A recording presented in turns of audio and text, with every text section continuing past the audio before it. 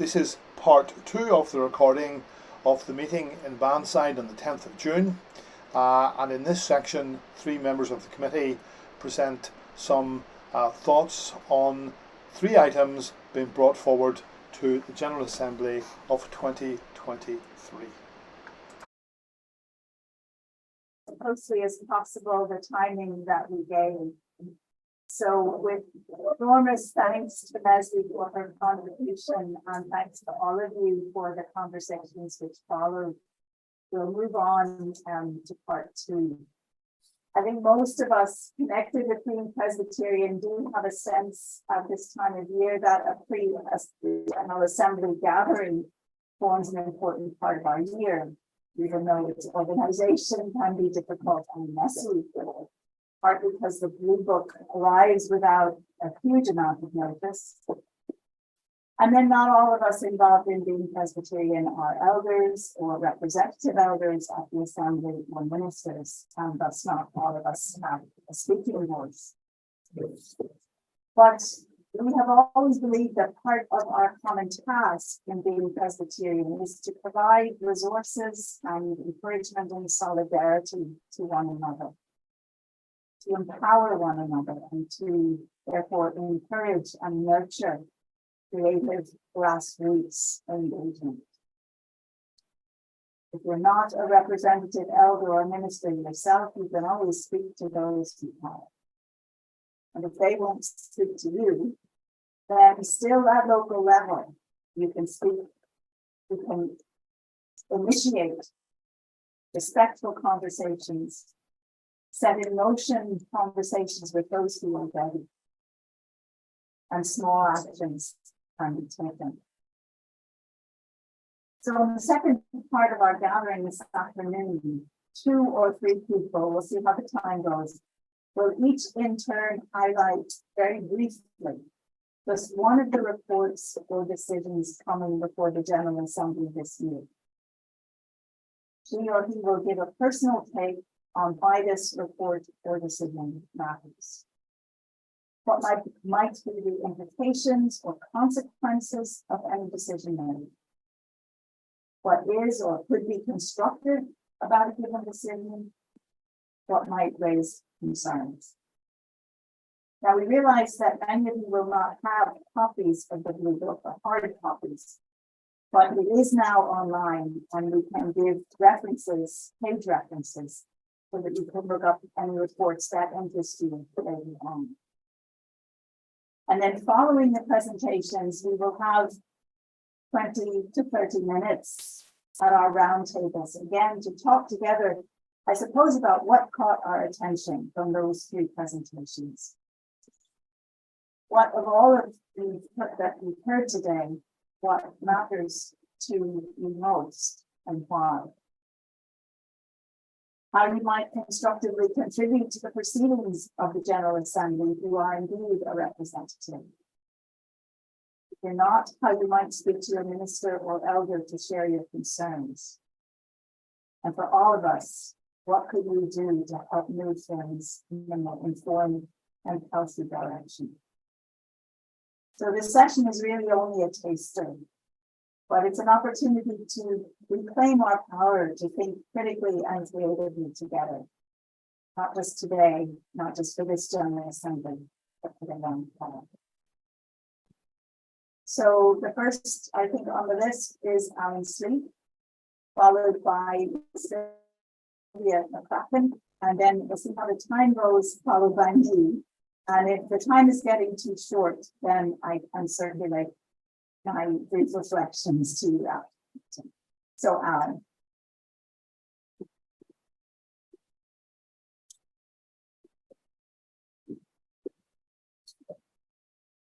Thanks, folks, and thanks to Bannside for hosting us. And and for Leslie's excellent paper, which I'm going to, in a sense, probably compliment or what I said sort of probably quite nicely with quite a lot of what Leslie said earlier. And thanks to Catherine for the introductions and the links as well. And it's great to see Johnny here in the chair and the role that I occupied for a while. So, Johnny, thanks for the success and the continuing work for here in Presbyterian, which is very dear to us. and dare I say, very necessary too. It falls to me to look at a report from the Doctrine Committee. It's in the General Council. It's section 2. It is on pages 26 to 32 of the Blue Book, or the General Assembly annual reports for this year. I think this is now online, so you can follow that if you get the chance to do so by that format. Some of us have got the Blue Book itself. There are 3 parts to this. An introduction which speaks about the fact that this was a request from the denomination to look at a revised and updated statement of faith and order. The last major one was in 1974. There's also then a little preamble, which is 4 paragraphs of lead-in, and then the statement itself, which occupies 13 paragraphs. In totality, it's only 6 or 7 pages, so it's not a huge read, although it is quite dense, as doctrinal statements tend to be, and rather dry as well. Kind of sum it up like this: it's not as bad as I feared, but it's not as good as I would look for, if I can put it in that summary form. I will acknowledge that it is a good, faithful statement of the first half of the phrase "reform" and always being reformed. So it summarizes in quite dense, dry doctrinal language a statement of faith that is faithful to the kind of scholastic reform perspective of our subordinate standards, the Westminster Confession of Faith, and the Shorter and Northern Catechisms. I could quibble about some things that it says. It talks about it being updated and contemporary. I would question just how updated and contemporary it is. It talks about it being a framing document to interpret the life of PCI in our current context. It frames as a boundary, yes, but I do wonder how within our current contextual worldly situation it does interpret and analyse the wider dynamics in which the church is taught. Again, reading this, you would wonder, is it the 21st century that we're living in? Because many of the cries and voices and perspectives and dynamics of the world in which we live do not find their way into this statement in any strong form. And it talks about it being, the new statement is intended to introduce Irish Presbyterian convictions about the teaching of Scripture as an introduction to, not a substitute for, the subordinate standards of the Church. The committee hopes that this new statement will serve to highlight the non-sectarian, reform and Catholic nature of the subordinate standards, as well as the call for wholehearted Christian living. Wholehearted Christian living, yes. I do wonder if it leans towards a more narrow rather than an open form of reform system of thought. But that's a personal expression which I'm happy to discuss today in any forum. It does lean on in paragraph 4, it leans, I think, well and wisely on in quoting at length the 1974 statement, Restatement of Faith, in quoting, and this is an important sentence to hear and reiterate, to insist that every sentence contained in the confession must be interpreted in line with one particular stream of Reformed thought would divide the church into innumerable fragments. That is a wise statement, and I'm glad that it still finds its way in this updated version of the brief statement on faith and order. But again, I would have questions as to how open we are to other streams of thought within the Reformed family and within the church, the one church itself. A couple more quibbles. The opening statement, which summarises the key doctrinal points. It's all quite compact. I would have liked it to be set out a bit like a creed form. There is a table which does that, but I think it's quite compressed and not easy on the eye in terms of formatting. It talks about the salvation or restoration of women and men, but I wonder why is children not there? And there's a lot of emphasis in the almost predominant emphasis on humanity, yes, but what about creation? Because we are creatures within God's good creation. And the gospel starts not in the Gospels, the gospel starts in Genesis. God saw that it was good and being very good. That's good news before anything else happened. So, and near the end, there is a summary of the 10 Commandments. It talks about the Reformed churches and branches of the church have often seen the Christian life is shaped by three things: by the Ten Commandments, by the Apostles' Creed, and also by its the other one, the Lord's Prayer. Thank you for someone who whispered that, and I did hear. The last section is what you might call the ethical section, where it, in paragraph 17, it gives points A to J, which is basically 10. And this, I think, is an expansion and gloss on the Ten Commandments. What is included is good. It's what's not included that is the problem for me, and I suspect for others. So let me make maybe a move now into more interpretive mode. I'll reiterate what I said at the start. For me, this statement is not as bad as I had feared, but not as good as I would before. I'm using the subjunctive case here because it's about what we would aspire and hope yet to see and have expressed within our denomination. Let me return to that statement, the classic statement: the church is reformed and always will reform. This statement has done a decent job in summarizing once more the ways in which the church has been reformed. Reformation means reformation. But it does very little, I think, to look at the and always being reformed. And I'm taken back to a distinction that Andrew Shanks, the theologian, makes between truth as correctness. And I think when you say the church is reformed, you are trying to summarize the ways in which the doctrines of the Reformed or Presbyterian churches states in quite stable, but I think quite static terms, how the church has been reformed. But it doesn't go on then to speak about the truth as being open to all the influences within and beyond the church that emanate from the Spirit of God, that allow the church to change, to adapt, to innovate, to live in a 21st century where we are, and not just in the rather abstract terms of the statement that we have. Truth as correctness talks in terms of doctrine and theology as being the difference between what's right and what's wrong, correct and incorrect. Whereas I think truth as openness is a better model. It doesn't exclude the correctness model, but I think it's wider and wiser and deeper. It says the spectrum of theology is between more and less adequate, from better to worse. Now, obviously, some things are out of bounds within the church, but it's for the church to discern that. And I think truth as openness is better than the model of truth as correctness, although both models, I think, can operate simultaneously. Here's a statement that I think tries to sum up what this statement of faith makes, and this is maybe a take of mine on how our theology operates in PCIGA. The church is being reformed and stabilized in a statement such as this, and in our subordinate standard. It seems as if the purpose is to preserve, to protect, and to perpetuate a presumed purity. I'll repeat that.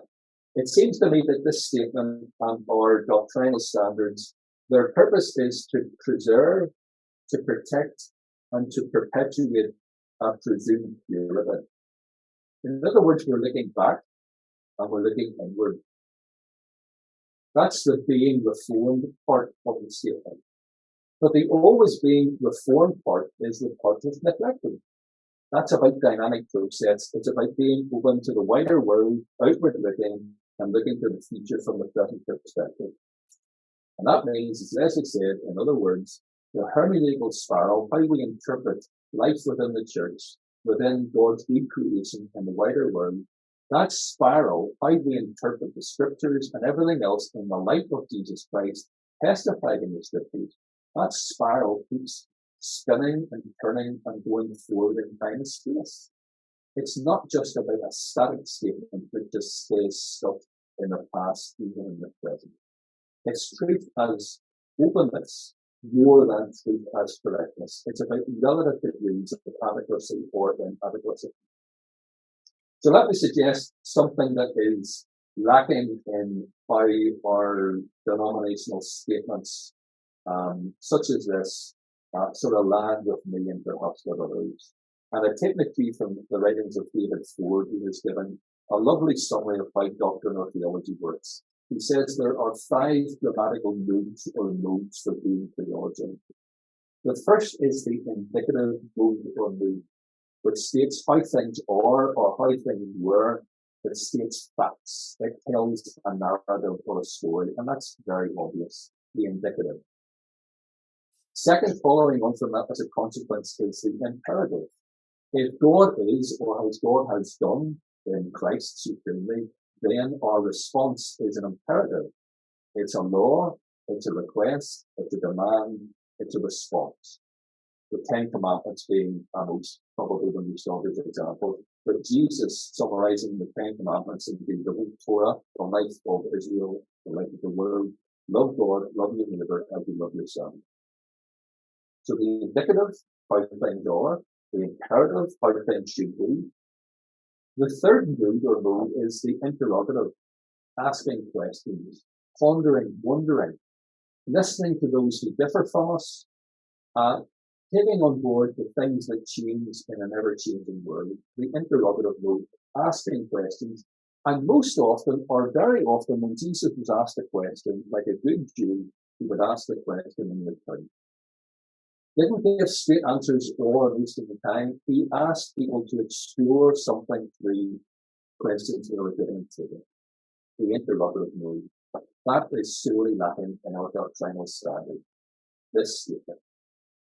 The fourth mood or mode is the subjunctive.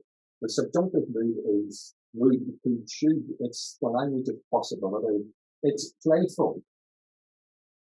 And Jesus had lots of options for teaching, and the way in which Jesus taught primarily is through parables, which have got a playful element. And if you think you've got the obvious meaning of a parable and you've got it secured and stated in a statement, you're pretty sure you've got much of the truth still lacking. It's out there and you haven't yet managed to, in a sense, understand it and appreciate it. Most of Jesus' parables had a pretty obvious meaning at the surface, and then it gets deeper and deeper, and there's quite often a sting in the tail. It's subjunctive, it's playful, it's explorative, it's the language of possibility. What might be if? And it doesn't close those underlings down too quickly. And the fifth one is the optative mood. The optative mood or mode is the language of dreaming. It's the language of doxology. It's the language of faith, and the language of facts, which is kind of lies at the very heart and center of the Christian faith, discipleship and worship. So of those five moods or modes, the indicative, the imperative, the interrogative, the subjunctive, and the optative, let me suggest that our denomination's statements, including the one included in this, a statement of faith and order, manages to give us the indicative, and manages to give us the imperative, and it manages to give a little bit, no restraining of the optative, the praise of glorifying God, worshipping God. But it's very light, indeed, it's almost completely absent when it comes to the interrogative, asking and listening questions, and the subjunctive, the language of possibility. What might that be in God's good providence? So, in summary, not as bad as I had feared, but not as good as I would have hoped for. Let me ask of all of us these final top three questions. Who is left out or excluded from the statement in the book from our denomination this year? Who is left out? Who's excluded? Because there are voices and cries and perspectives that are not included or considered explicitly in this statement. And I'll also ask this question: what voices have been silenced or ignored within and beyond the church? Because if we do not listen to the questions that arise within us and arise from the wider world and in the rest of the church, and if we don't listen to God who works through those questions and those cries, we're denying many, many sources of being enriched by a greater truth that always surpasses where we're at and whatever any statement managed to capture or convey in the words that it have in a page or elsewhere. So thanks for your attention. Well, I was given a simpler task and only 6 minutes in which to draw your attention, not to a report, but to a memorial. And this is a memorial that is being brought to the General Assembly on Saturday, the 24th of June by South Belfast Presbyterian. The memorial, which is listed for the afternoon session, states that 50 years ago, the General Assembly agreed to the ordination of women to the ministry of word and sacrament. And almost 100 years ago, in 1926, the General Assembly decided that women would be eligible for election as ruling elders on the same basis as men. Considering these significant anniversaries, the South Belfast Presbyterian Memorial requests that General Assembly makes plans, firstly, to encourage existing women ministers and elders, and secondly, to explore what can be done to facilitate more women responding to God's call to serve in these roles in the future. The memorial requests that the General Assembly instructs the General Council to set up a committee to carry out these tasks and to report back to General Assembly in 2024. Your support for this memorial would be very much appreciated. Whether that be attending the afternoon session in person as a minister, representative elder, or interested member of PCIGA, speaking with the enabled in response to the memorial once proposed and seconded, or praying for those directly involved with the memorial during its presentation. Now, why is your support needed?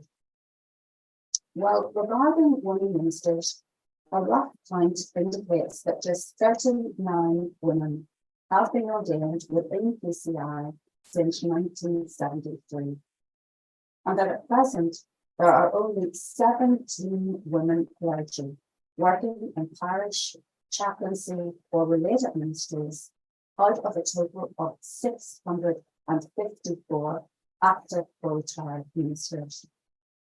In other words, as far as we can tell, and numbers are hard to come by, women constitute 6% of the total number of ordained ministers, a tiny and declining percentage.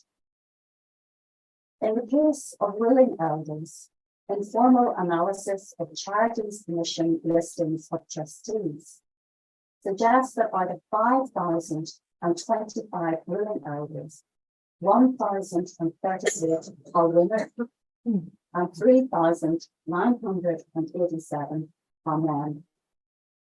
That's 21% of all elders are women, with 79% of all elders being men.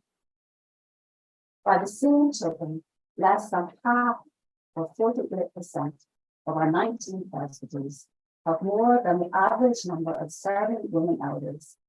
Some congregations have no women elders at all. I think it's fair to say that these numbers should be of concern to a church committed to equality for men and women, and that the gracious request made by South Belfast Presbyterian is not only timely, but also urgent. Urgent because although ordination of women as ministers and elders has always been contentious within PCIGA, currently it seems that some folk not only uphold an interpretation of scripture that opposes ordination of women, but also actively promote a form of complementarianism within PCIGA, which perhaps unintentionally negatively affects women ministers, elders, indeed anyone who adheres to a different understanding of the Bible. Listening to the latter, men and women, over many years, I have been convinced that many feel demoralized, undervalued, and hurt. In conclusion, therefore, low morale, stiff opposition, declining numbers, and pending anniversaries all suggest that South Belfast Presbyterian Memorial, requesting plans to encourage and support women called to ordination, merit your support. So anything positive you feel moved to do on Saturday, the 24th of June, would be worthwhile. Not only for women called to ordination, but to membership of PCI more generally. The well-being of our church, committed to equality in Jesus Christ, is at the heart of this memorial, and the aim of this call for our prayerful assistance. And can I just reiterate what Sylvia said, that it's Saturday afternoon, people will be tired, and if the gallery above the ground floor was rather full, nevertheless, that would speak for itself. I just said I would make some brief comments related to the decision-making and dissent task group. It's in the reports on pages 47 to 54. And this part of the report was asked to deal specifically with, quote, the freedom of those in ordained leadership to promote opinions at variance with the clear position of the General Assembly, unquote. So I first just want to say a couple of things that are quite positive about this report. First of all, it affirms and encourages biblically and theologically informed conversations within the church, and especially within its ordained leadership. So I take that, I think we should all take that as encouragement to ordained leaders and others to actively nurture, sustain, and engage in such conversations in responsible ways. The report also affirms again the right of ordained leaders to express views contrary to the current position of the church, as long as we quite rightly clarify that our views are personal ones, pay attention to the context, and make it clear that they are not the current views of the church. In my experience, that is a fairly straightforward, mature way of handling the situation, which has long been in place for the vast majority. What is not in the report, however, does raise for me some additional and serious questions. Because the biblically and theologically informed conversations that we are encouraged to have, if we have them well, must inevitably also be public at times. And that raises a question for our self-understanding as a church. And I put it like this: do we see those conversations as a form of healthy public witness? In other words, are we saying, no, we don't always agree with one another on things that matter, both to us and to many people outside it? But we try to conduct our disagreements openly and responsibly. Or do we fall into the trap of communicating that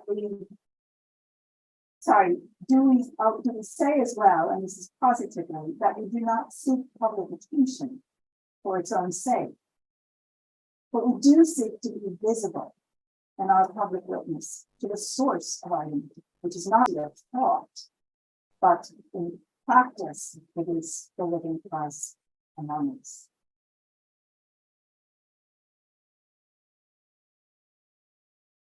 Or do we consider these conversations to be, when they're responsibly had, both within church contexts and sometimes where it's appropriate in a more public sphere, we consider them to be an expression of our higher spirit, to go back to Leslie's thing. And who is Lord? Those who question and challenge well in the interpretive boundary space themselves. who exercise a degree of openness within that space? Or are those who want the church not to be soon to disagree with itself being with it? We need to decide what we think. And one last observation, that these biblically and theologically informed conversations will inevitably sometimes lead to either a strengthening of commitment to certain positions that the church has taken, or a questioning and a desire to revisit others. That questioning and revisiting process needs to be built into the system.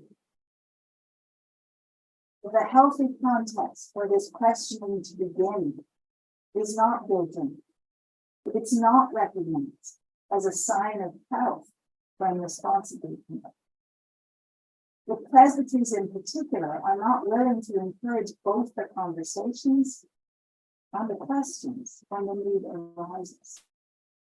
So that includes the questioning of the presbytery's own procedures and ability to deal well with the questions and the disagreements that may arise.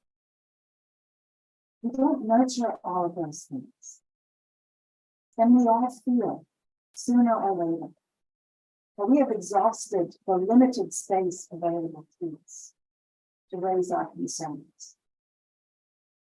And more people will experience the church as being a place where they are seen, and heard, and silenced. Then to go back to Alan's question, they will seek support elsewhere, and they may speak elsewhere. So how important is this to ensure that those spaces are maintained and improved? And they can start informally. They can start at the grassroots with their efforts. So those are my comments. We now, for the remaining 15 or 20 minutes, are just inviting you to remain at your tables. Alan gave some very searching questions. Sylvia challenged us to how we might support the memorial from South Belfast. And maybe we could just share some of the things that have struck us most about our conversations today. What is the most powerful thing that we've heard or reflected on that we carry away with us that will help to empower and encourage us and those around us for the coming assembly and for the months ahead. So I invite you to take that time now, and then we'll close just a little bit late. With thanks and no ponderous feedback, but I think probably a chance to give one or two burning comments.